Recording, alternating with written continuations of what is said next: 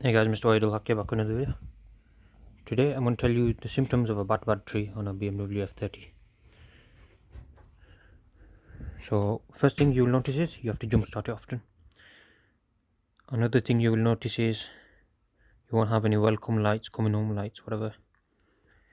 One more thing will be your fan speed. You won't go higher than low. And yeah, the reason mine is so bad is because my car is a 2013 model. It's 2022 right now.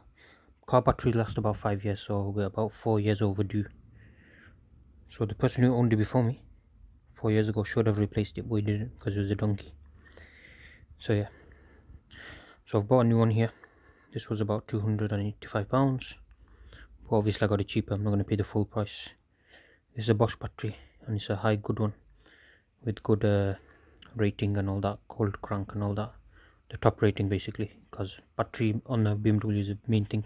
So with these batteries you need to make sure you register them, otherwise if I just go put this in now, I'll still think it's the bad battery and keep charging it to that point and then cutting off, whereas it's a brand new battery working fine and everything. So when you put this in, you need to register it with the app or coding, obviously, whatever. So yeah, what else happens when you have a low battery? Let me think.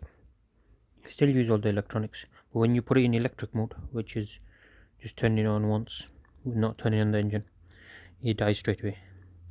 It'll say charge battery, and sometimes it'll say stationaries have been turned off, accessories have been turned off while stationary. Yeah, stuff like that. That's the sign of a bad battery. So yeah, that's sorted, guys. Otherwise you'll be lugging your alternator all the time, and it'll be bad on fuel as well because of that as well. So yeah, thank you guys for watching. Please subscribe to our channel.